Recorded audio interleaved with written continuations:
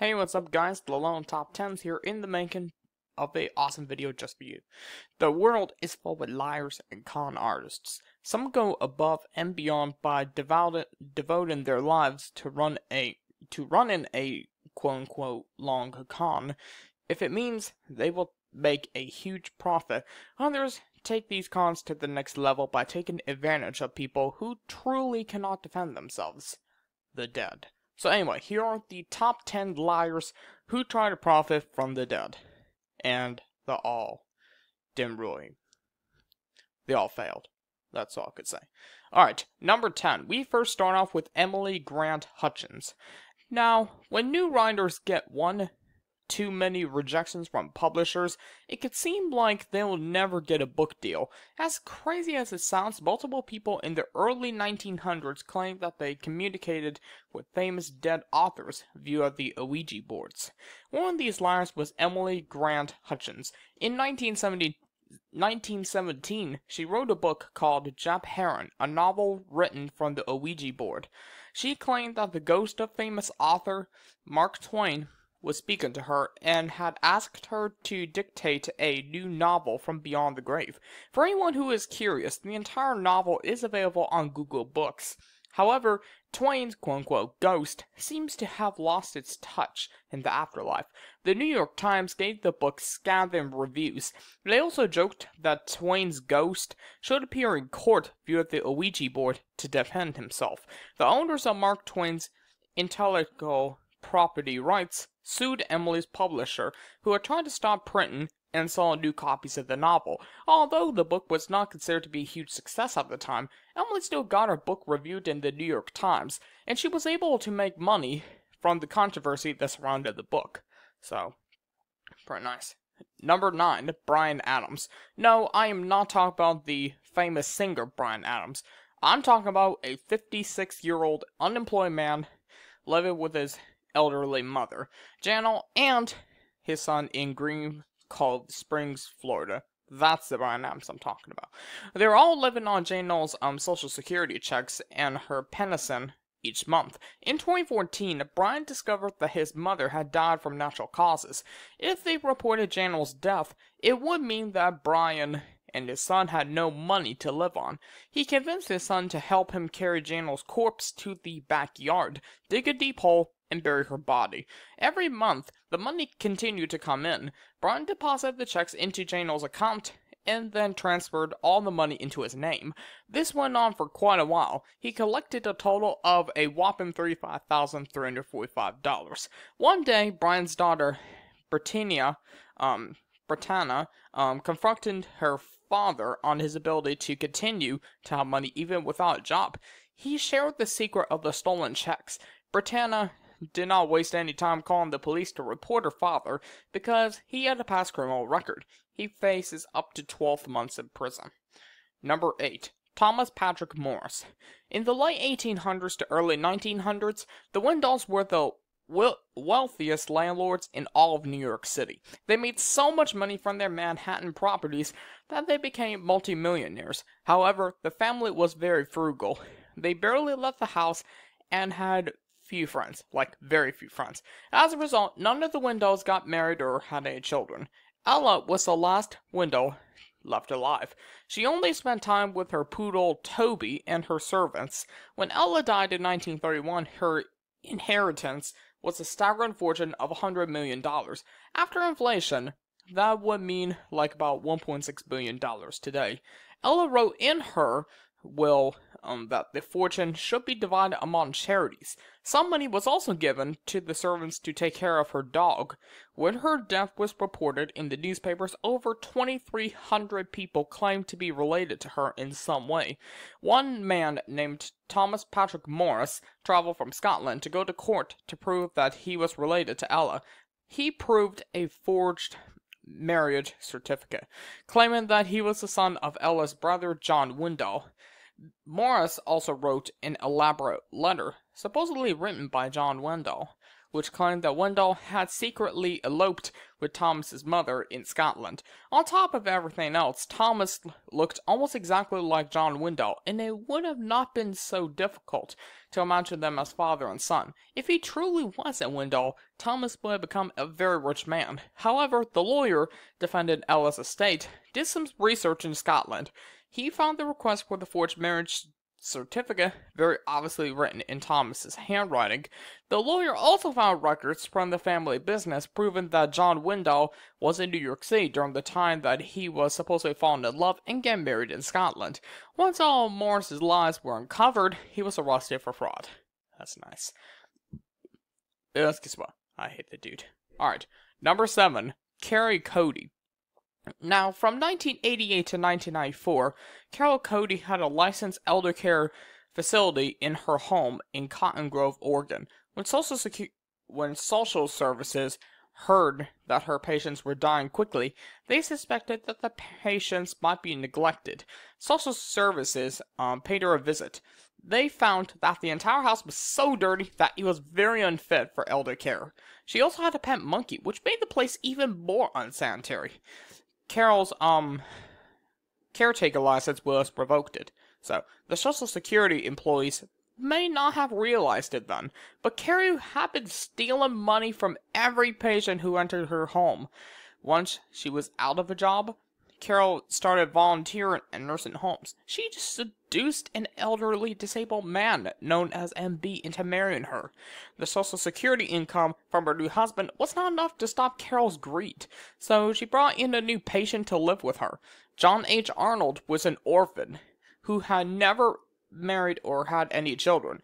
She convinced him to leave their nursing home and move into her elder care facility, quote-unquote, elder care facility. In 1996, however, he died at the age of 76. Carol buried his body on her mother's land, since she had lost her caretaker license. She was no longer getting checkups from social services. She told her husband that John had moved away. Once MB realized how crazy and abusive Carol actually was, he divorced her.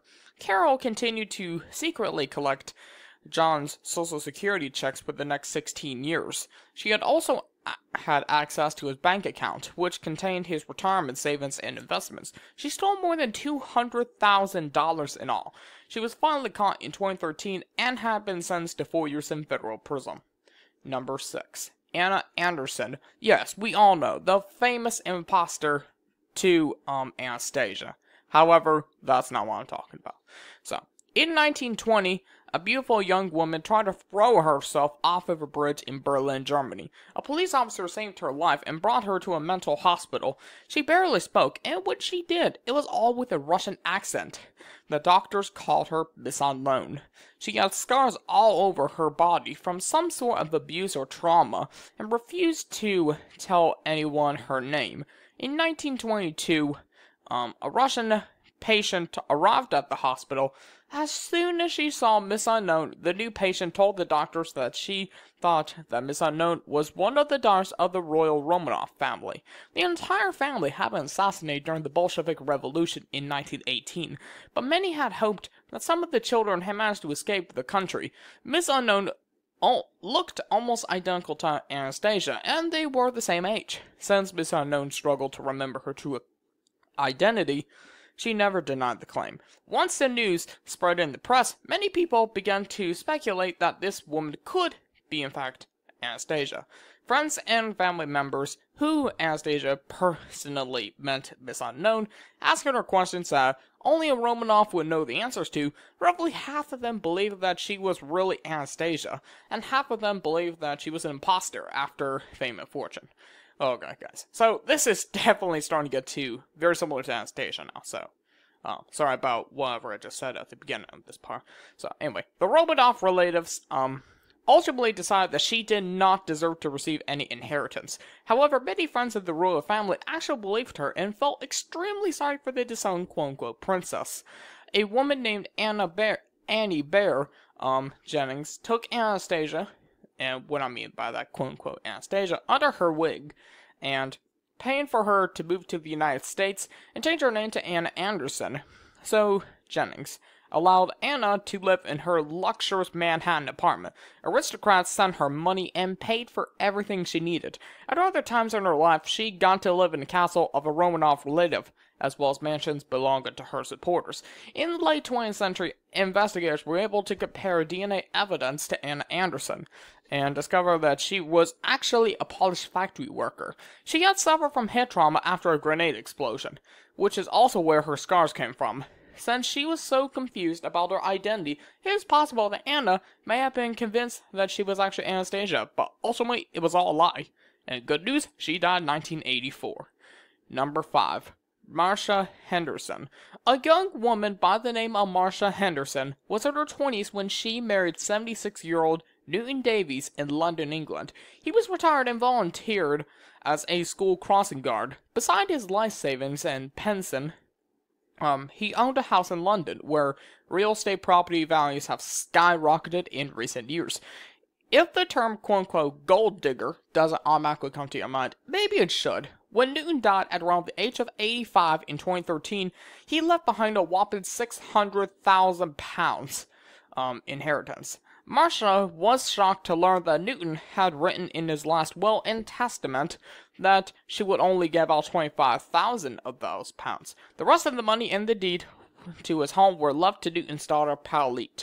Marcia refused to move out of the house even though it was left to her stepdaughter. In an attempt to get the inheritance, Marcia put together a fake will that claimed she deserved to keep the house and over £500,000.